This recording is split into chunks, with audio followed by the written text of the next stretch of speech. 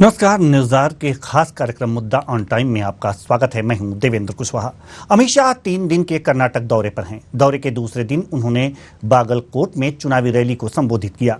यहां उन्होंने मुस्लिम आरक्षण, बीजेपी नेताओं के कांग्रेस में शामिल होने, पीएफआई बैन और जेडीएस कांग्रेस को लेकर कई बातें कहीं।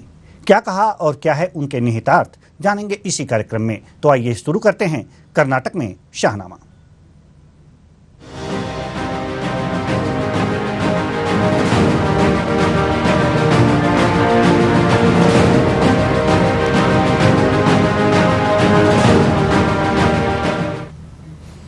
कर्नाटक के दौरे के दूसरे दिन अमित शाह ने विपक्ष पर निशाना साधा। उन्होंने कांग्रेस पर निशाना साधते हुए कहा कि हमारे 1-2 नेताओं ने पार्टी क्या छोड़ कांग्रेस में शामिल क्या हुए, उन्हें लगा कि उनको फायदा हो गया। मैं उन्हें बताना चाहता हूं कि आपको कोई फायदा नहीं होने वाला। आपने तो हमेशा ही लिंगायत समुदाय का अपमान किया है।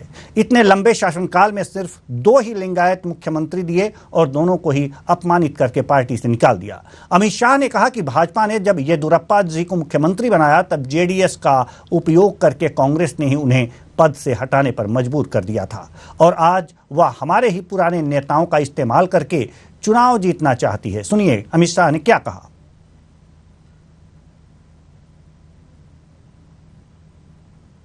यत्नाल जी बता रहे थे कि ये कांग्रेस के अध्यक्ष ने, अरे सिद्धरामैया ने लिंगायतों का अपमान किया।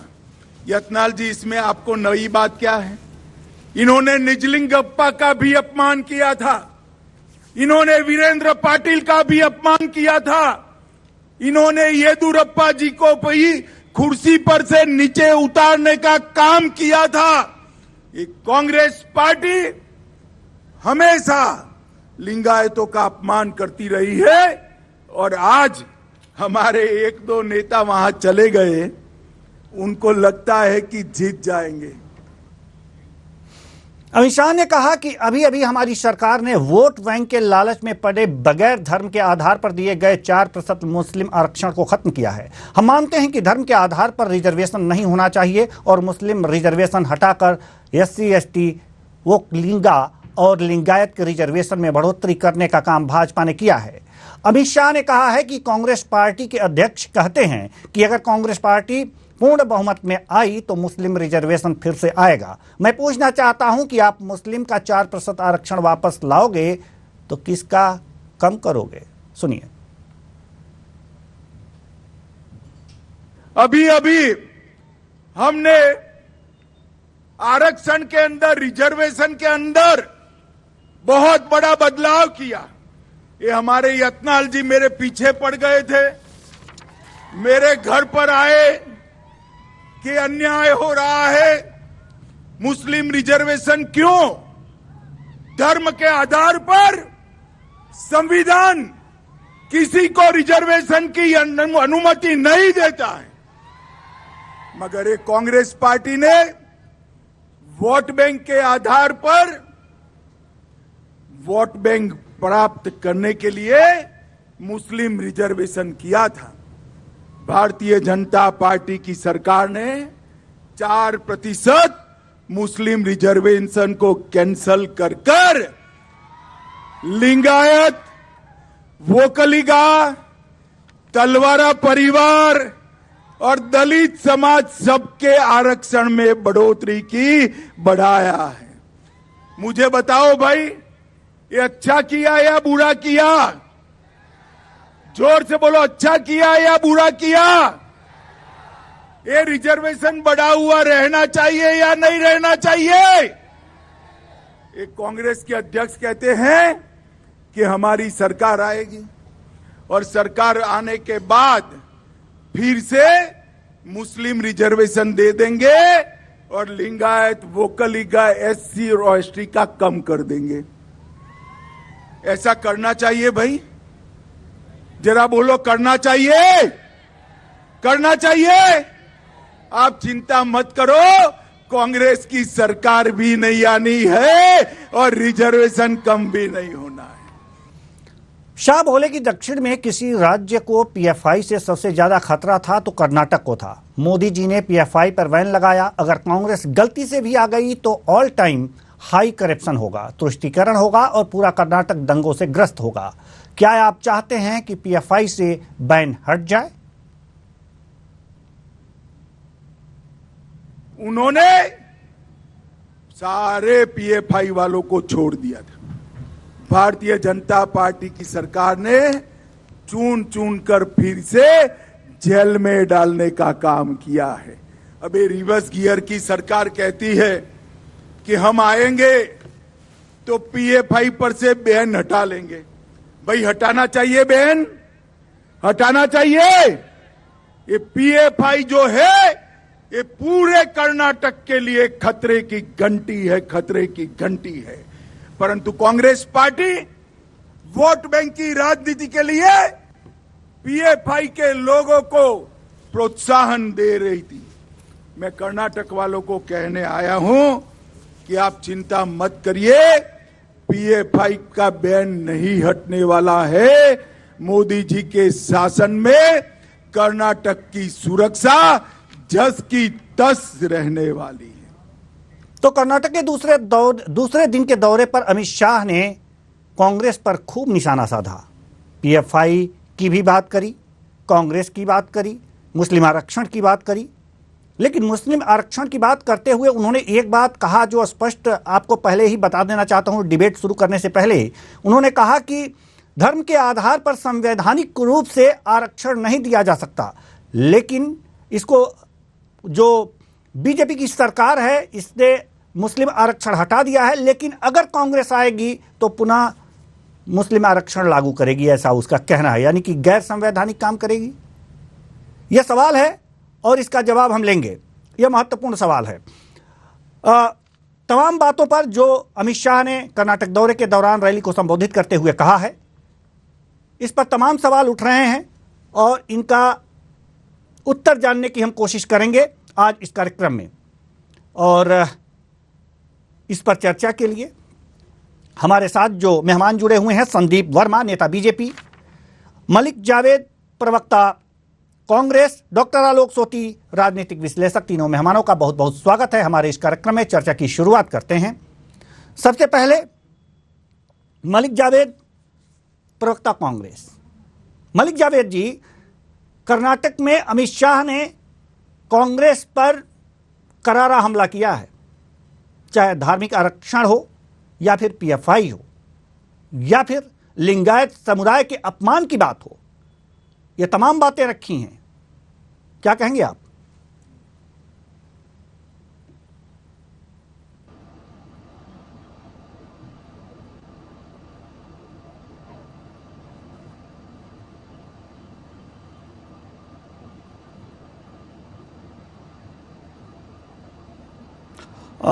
जी मलिक जावेद जी, माफ़ कीजिएगा, आपकी आवाज़ यहाँ तक नहीं पहुँच पा रही है, कुछ तकनीकी खामी होगी, आप दुरुस्त कीजिए वहाँ से। तब तक हम संदीप वर्मा जी के पास जाना चाहते हैं, नेता बीजेपी। जी संदीप वर्मा जी, सवाल आपसे यह है कि बीजेपी कह रही है धार्मिक आरक्षण संवैधानिक रूप से लागू नहीं किया जा सकता, लेकिन कांग्रेस ने पहले लागू किया था 4% आरक्षण। सवाल आपसे यह है कि अगर जो पहले लागू किया था और यह गैर संवैधानिक था, तो इस जो आरक्षण लागू किया गया था उसको लेकर के आपने कोर्ट की शरण क्यों नहीं ली?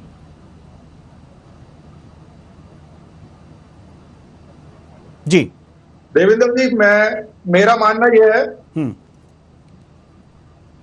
मेरी आवाज दोबारा वापस आ रही है? जी जी, दुरुस्त करने का प्रयास कर रहे हैं, आप जारी रखिए। जी जी देवेंद्र जी, मेरा मानना है कि जनता की अदालत से बड़ी अदालत नहीं है। अभी जो चुनाव हो रहे हैं कर्नाटक में, उसमें जो फैसला जनता लेगी वो सबको मान्य होगा। और जैसा कि माननीय गृह मंत्री जी ने कहा है कि जो आरक्षण है 4% का, वो सबको पता है। ये कर्नाटक की जनता को पता है, देश की जनता को पता है कि कांग्रेस ने हमेशा एक धर्म की राजनीति की है। और ये जो 4% का जो इन्होंने आरक्षण दिया है मुस्लिम समाज को, उसमें चाहे एक गरीब हो, चाहे उसमें एक मध्यम वर्ग का हो, चाहे हाई प्रोफाइल हो या हाई इनकम वाला व्यक्ति हो, सबको एक तराजू में तोल दिया। जबकि मेरा मानना यह है कि हमेशा गरीबी को लेकर हमेशा जो आरक्षण होना चाहिए, गरीब को लेकर आरक्षण होना चाहिए। तो उस चीज का जो जवाब है वो जनता देगी। जनता जब वोट डालेगी तो उन्हें पता होगा कि आरक्षण किसका होना चाहिए, किसका नहीं होना चाहिए। जैसा कि मोदी सरकार में आपने देखा होगा कि हमने कभी भी भेदभाव नहीं किया, चाहे अल्पसंख्यक हो, बहुसंख्यक हो या कोई भी हो। सवाल ये नहीं है सर, सवाल ये नहीं है। जनता के बीच तो आप लोग चुनाव में जाते ही हैं और जनता तो फैसला करती ही है और उसी के फैसले पर सरकार बनती है। लेकिन अगर जो विपक्ष में अगर आप बैठे हैं और सरकार गलत कर रही है राज्य की सरकार, तो विपक्ष का क्या फर्ज बनता है? उसे गलत करने दें, गैर संवैधानिक करने दें कि अगले चुनाव में हम देख लेंगे? आप ये कहना चाह रहे हैं? नहीं, मैं ऐसा बहुत सारे मुद्दे देवेंद्र जी, बहुत सारे मुद्दे हैं जिसपे विपक्ष ने पूरी तरह से इस चीज को लेके कर्नाटक में उतरे हैं और आगे भी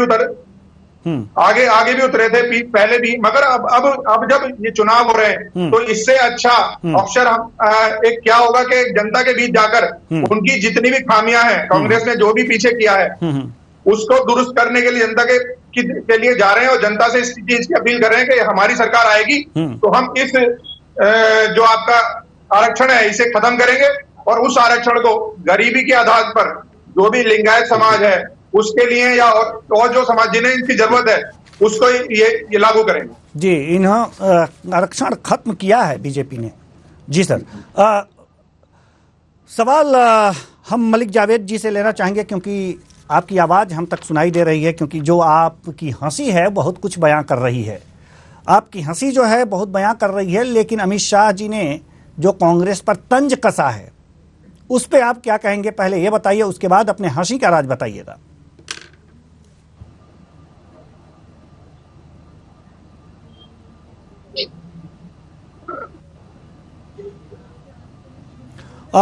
जावेद जी, आपकी ऑडियो फिर चली गई है, आपकी आवाज हम तक नहीं पहुंच पा रही है, तो दुरुस्त कीजिए, वहां से ही कुछ तकनीकी गड़बड़ी है यहाँ। देवेंद्र जी आ गई जी। आवाज जो है वो जनता ने सब बंद कर दी है जी। पिछली बार भी जब जावेद जी आए थे जी तब भी जी अब आ गई जी, अब जनता ने आवाज भेज दी है। ठीक है सर, ठीक है संदीप वर्मा जी। हाँ, आ गई आवाज आ गई जी। बिल्कुल आ रही है सर, जवाब दीजिए आप। ठीक है।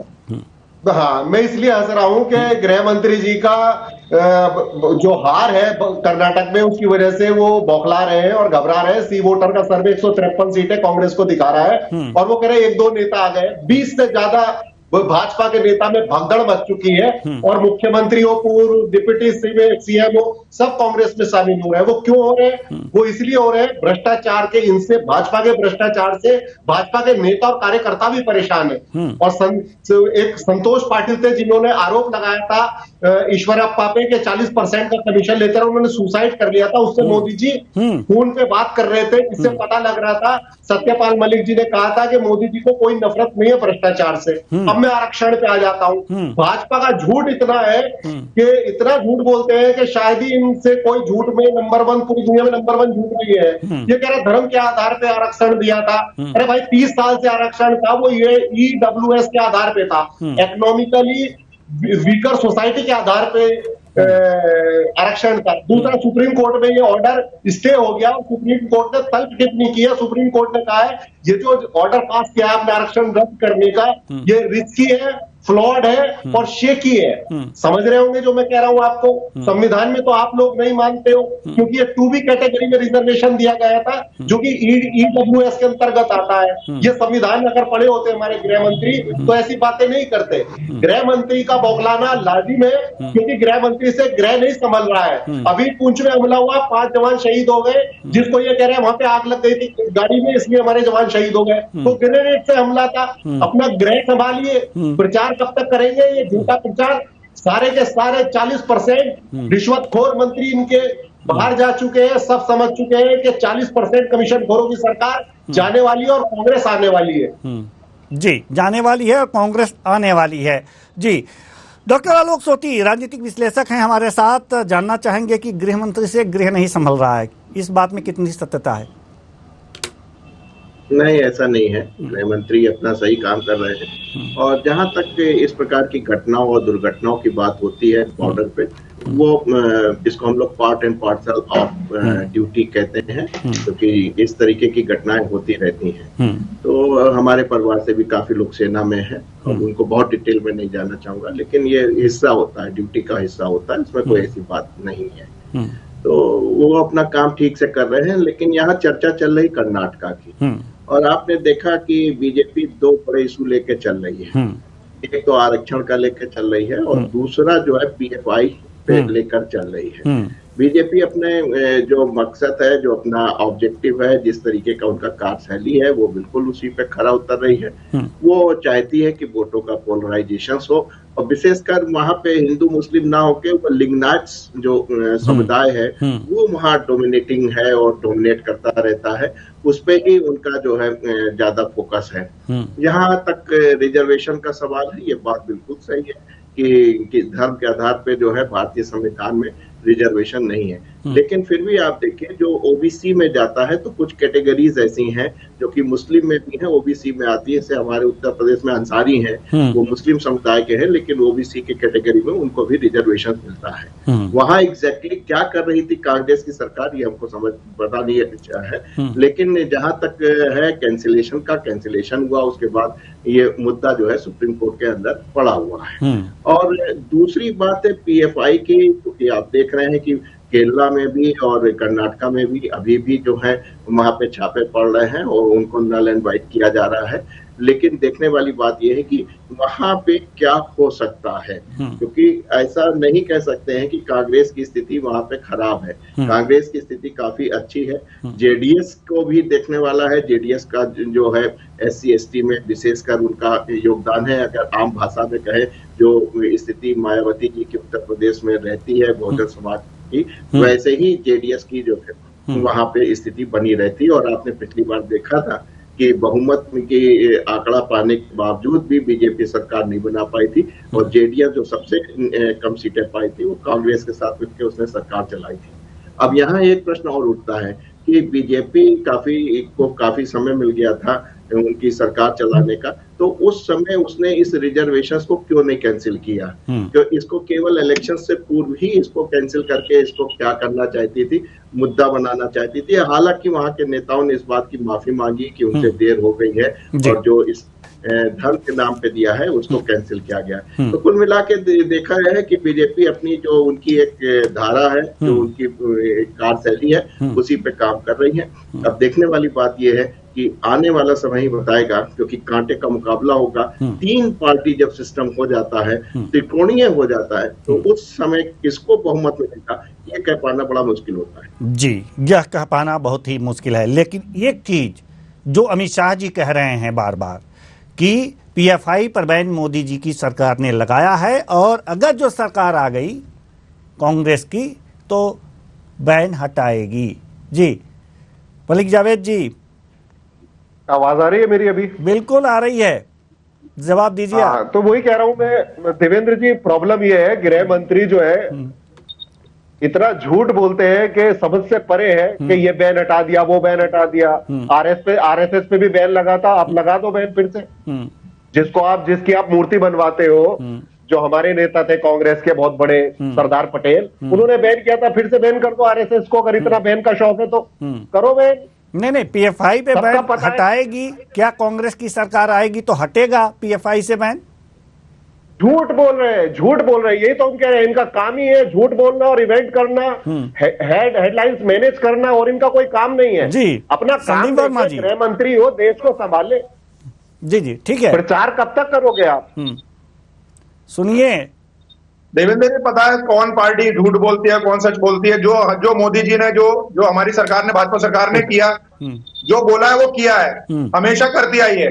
सबका साथ सबका विकास किया है, ये सब जानते हैं कि किसी भी धर्म को लेकर हमने ना अपनी योजना में, ना हमने किसी वादों में इतना सा भी यदि हमने फर्क किया हो तो ये जनता हमें वोट के माध्यम से जवाब देती है और देती आई है।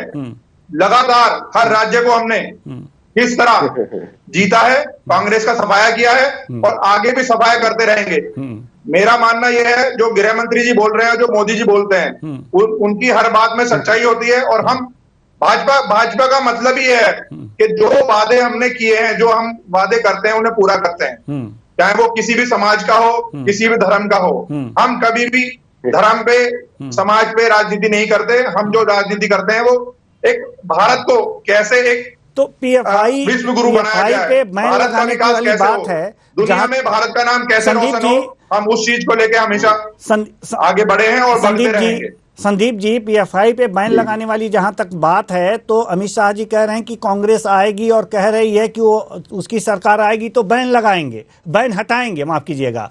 तो क्या मतलब कांग्रेस अगर ऐसा कह रही है तो करेगी नहीं, ये कहना चाह रहे हैं आप? नहीं, कांग्रेस के आप देखो, आप ये देखिए देवेंद्र जी, कांग्रेस ने जो भी अब तक कहा, ठीक है, हमेशा वो उसने यहाँ की देश की जनता को छला है, ठीक है। ये झूठ बोलकर सत्ता में आने की कोशिश करते हैं, मगर अभी भी सत्ता में नहीं आ पा रहे, ना किसी राज्य में और ना ही केंद्र में। अभी भी ये लगे हुए सिर्फ मोदी जी को हटाओ, सिर्फ मोदी जी को हटाओ, क्योंकि इन्हें पता है जब तक मोदी जी हैं इनका कुछ होने वाला नहीं है। ये हमेशा सिर्फ मोदी जी के पीछे पड़े हुए हैं। अब मेरी बात को घुमा रहे हैं, मेरे प्रश्न को घुमा रहे हैं। अब आप ये देखिए कि जो अमित शाह जी ने कहा है कि जब कांग्रेस की सरकार आएगी तो पीएफआई से बैन हटा लिया जाएगा। कांग्रेस ऐसा कह रही है, पीएफआई से बैन हटा लिया जाएगा। आप कह रहे हैं कि जो कांग्रेस कहती है वो करती नहीं है। तो क्या माने हम, जनता क्या माने कि जब कांग्रेस आएगी तो पीएफआई से बैन हटेगा या नहीं हटेगा, ये बताइए। नहीं, कांग्रेस देखो, ये कांग्रेस का मैटर है, कांग्रेस जाने क्या करेगी क्या नहीं करेगी, मगर मेरा मानना यह है कि हम जो वादे कर रहे हैं, हम जो कहते हैं उसको पूरा कर रहे हैं। हमें कांग्रेस से कोई लेना देना नहीं, कांग्रेस कहेगी क्या करेगी। तो अमित शाह को समझा दीजिए ना कि कांग्रेस से लेना देना नहीं है, तो क्या कह रहे हैं कि कांग्रेस आएगी तो पीएफआई पर से बैन हटा दिया जाएगा, मना कर दीजिए। नहीं, अब यदि अमित शाह जी कह रहे हैं तो बड़े नेता हैं, उन्होंने कुछ सोच समझ के कहा होगा। अभी इसके बारे में टिप्पणी नहीं कर सकता ना। बिल्कुल, तो इसके बारे में टिप्पणी नहीं कर सकते, लेकिन टिप्पणी तो मलिक जावेद जी कर सकते हैं ना। जी बिल्कुल मलिक जावेद जी कर सकते हैं। मलिक जावेद जी का काम है टिप्पणी करने का। जी, संदीप भाई बहुत अच्छे व्यक्ति हैं, सच बोल रहे हैं वो, बहुत अच्छा लगा मुझे सच बोल के। और गृह मंत्री झूठ बोल रहे हैं, उन्होंने साबित कर दिया है। लेकिन सवाल वही है कि संदीप भाई ने कहा कि हम सब जगह जीत रहे, कर्नाटक में तो हम जीते थे, मध्य प्रदेश में तो हम जीते थे, तो फिर आपने क्यों हत्या कर दी थी लोकतंत्र की? तो वहां भी डर है आपको? नहीं, वहां भी डर है कि वहां जीत जाएंगे लेकिन सरकार नहीं चला पाएंगे, वहां भी डर रहे हैं क्या? कांग्रेस डर रही है? इस बार ऐसा नहीं होगा। नहीं, मध्य प्रदेश का उदाहरण दे रहे हैं तो डर तो कुछ बना हुआ है ना सर, कुछ तो होगा अंदर। बिल्कुल डर नहीं है। हम निर्भीक लोग हैं, निडर लोग हैं। तो बातें कैसे आ जा रही हैं सर? संविधान जी, जो फैक्ट है वो बता रहा हूं मैं आपको। फैक्ट भी तो होता है ना। जी, तो फैक्ट तो ये भी है, फैक्ट तो ये भी है ना सर, मध्य प्रदेश की स्थिति है, उदाहरण है आपके पास, तो फैक्ट तो ये भी है, तो डर तो है। कह रहा हूं, हमारी तो चुनी हुई सरकार गिराई इन्होंने, जी, हत्या की लोकतंत्र की।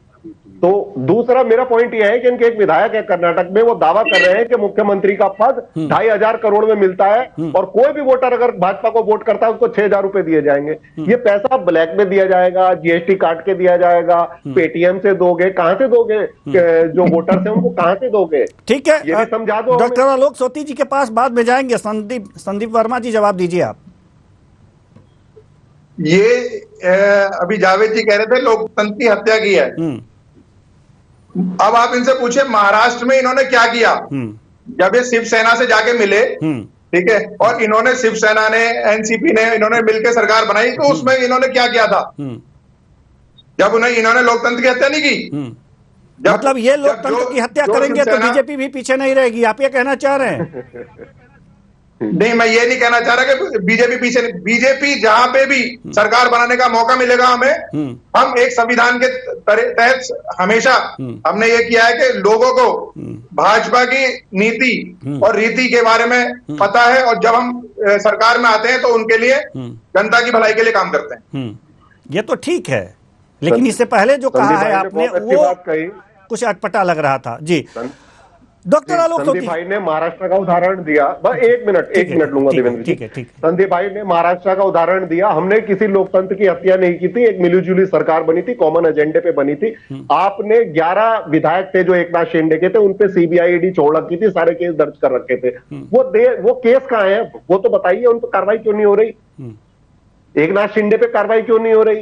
हेमंता बिस्वा शर्मा पे कार्रवाई क्यों नहीं हो रही? शुभेंदु अधिकारी पे कार्रवाई नहीं हो रही? ईडी सो गई। आपकी पार्टी में हाथों के साथ ही जो बीजेपी में आ जाता है ईडी सो जाती है, और विपक्ष के खिलाफ ईडी जाग जाती है।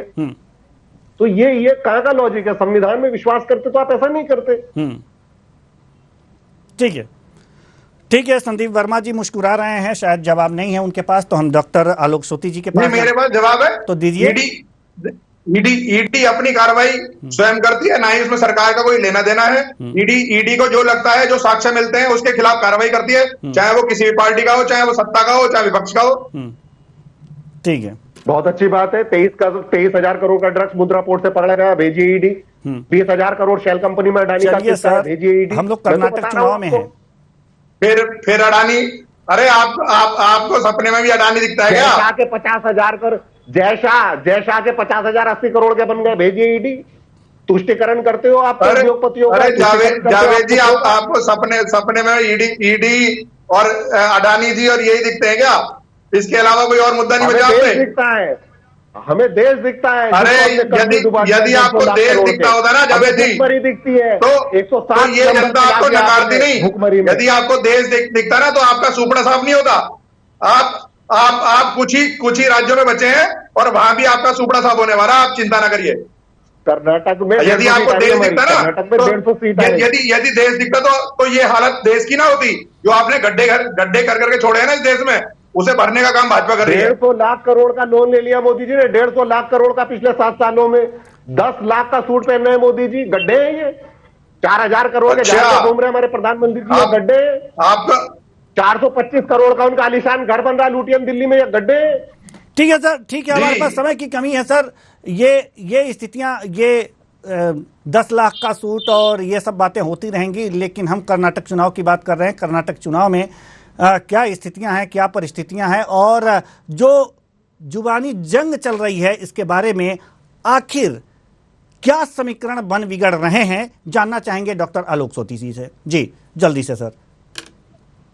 देखिए, पिछली बार भी सिंगल लार्जेस्ट जो थी बीजेपी थी, 104 सीटें थी, और ऐसी स्थिति नहीं बन पा रही थी कि कुछ लोग तुरंत जो है पार्टी छोड़ के आ जाए। तो इस वजह से जो है कुछ समय के लिए बीजेपी सरकार नहीं बना पाई, और उसने कुछ इस तरीके की तोड़फोड़ भी नहीं की। लेकिन समय बीतता गया, और समय के साथ आप जानते ही हैं कि राजनीति में अवसरवाद का ही समय चल रहा है इस समय।